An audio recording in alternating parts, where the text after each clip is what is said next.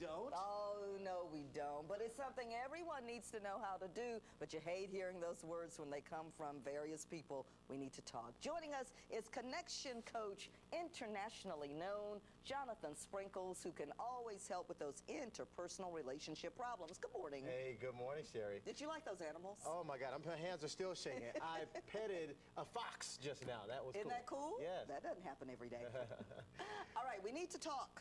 Well, there's 4 words, fellas, that if we can be honest, all of us would admit would scare even the strongest of us. Those 4 words. We need to talk. The reason why is because this. Men don't say this to each other.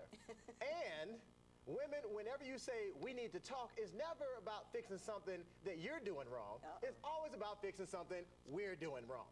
So when we hear that phrase, we need to talk, is usually meaning that something bad is going to happen. Well, we hear the same phrase at work as well. It sounds like this. Hey, Sherry, I need to see you in my office. Been there, not fun. Exactly. So as soon as you hear that, we know that there's going to be a problem. So what happens is you create a level of defensiveness, and automatically people aren't going to enter into the conversation looking for anything positive. They're looking for something negative. Instead, there's something that we can do that can help the situation a lot better. I'm going to give you a different phrase that's going to help you to have a smoother conversation. It's very simple. Instead of saying we need to talk, use a phrase like, we need to have a coming together conversation. That means that when we come together, we have equal power. It means we have equal stake, and it also means that we have equal opportunity to create the resolution. Remember this, the sooner we can get resolved, the faster we can move forward.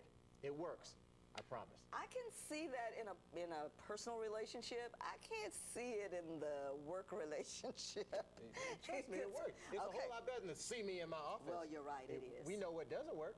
Well, you're right. We That might does as well not try work. this because That it does just not. might. You got And it it. does. All right. Let's get to a couple of viewer questions. I'm going to do something this morning I've never done before, Jonathan. Uh-oh. Both questions come from the same viewer. Oh my goodness. She had a lot Somebody. of venting to do. Her name is Cheryl. She posted these on Facebook. Okay, Cheryl. So her first issue is she says her kids don't give her a moment's peace. Even in the bathroom, how can she get a break? That's just weird. No, it's true. If you've Cheryl. ever had kids, they bother you all the time. Cheryl, look, your question is about one thing, boundaries. And it's about you taking back the power in your life. You putting parameter on the places and spaces in which the people in your life have power. This happens a lot of times. A lot of times people who are givers tend to want to give more than they should. Well, you need to teach your children and everybody in your life space, at that matter, to respect your power, your authority, your time, and also your energy.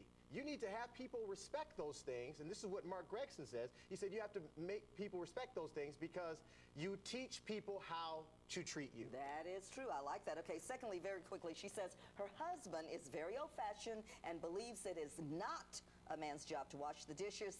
How can she bring him into the 21st century? 2 words. Paper plates. That's really simple. Seriously, That works. and this is what happens. A lot of times we have issues in which we're trying to figure out where the point of contention is. You have to decide for yourself, Cheryl, is it the principle or is it the practice? Is it that you want to have a correction, or is it just that you want to compromise? Like, I don't really mind washing dishes, but just don't make me wash dishes. Okay. If it's that kind of thing, then you can come together on that. And if it's just that you just really don't want to wash dishes, honestly, paper plates. You are right, my friend. You are so right about that. Yeah. And paper forks and plastic cups. That's right. Nothing wrong with any of those. Thank you, Jonathan Sprinkles. Dinner can be recycled. It can be always insightful advice. It's 8:22. Still ahead, talk about going